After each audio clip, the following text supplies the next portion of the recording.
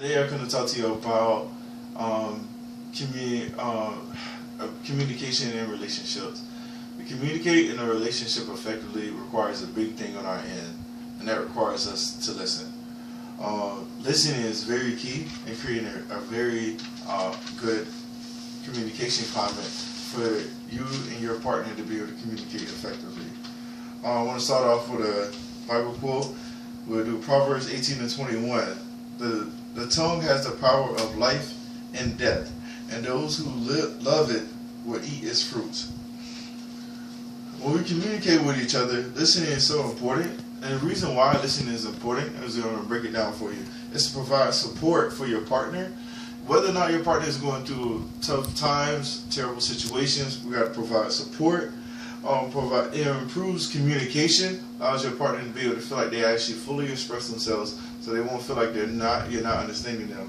And also, it creates a safe space, creates like a safe climate for them.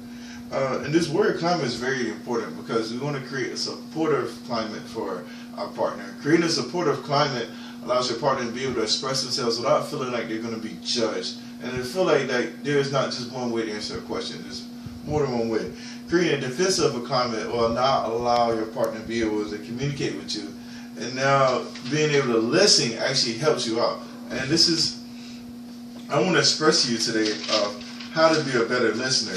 Now there's going to be 6 steps on how to be a better listener, right? First, hearing. Hearing is important, right? Even though you hear people say, you hear me, you don't listen to me, you actually got to hear. That's the first part of actually listening. Yeah, but we're not just hearing, you actually carefully pay attention to what is being said.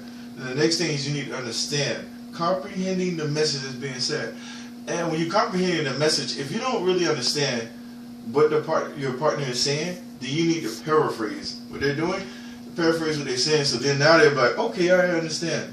Right? Remembering what is being said is important.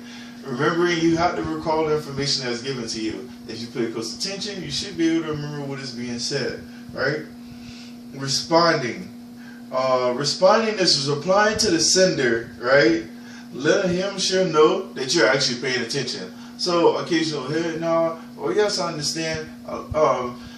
Non-verbal and verbal communications allow people to know that, hey, he's actually there, he's responding to me, right?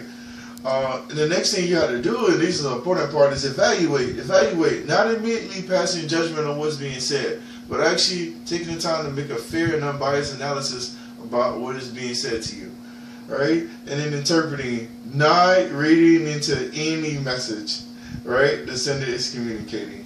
Alright, you don't want to read into the message that the sender is communicating, because you're actually not listening effectively. This is how to be an effective listener. And the thing is, we will have stumbling blocks when it comes to being an effective listener. And this is how to improve being better than what you already are now that you know how to be a listener.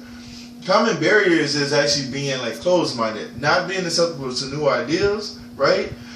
Daydreaming. When a partner is talking to you, you begin to daydream, try to pretend like you're listening. It's not good.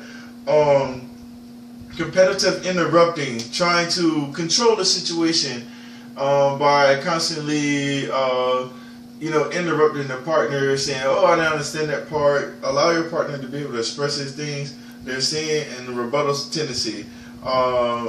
For rebuttal tendencies, I guess it's better, like, allow the partner to be able to finish. Allow them to finish their thought. Do not automatically assume a rebuttal before it's finished. And also, too, and the last things I want to tell you about being a better listener would be to pause it. Alright, also, becoming a better listener, a better informational listener, means to separate what is being said and avoid confirmation bias and listening substance, right?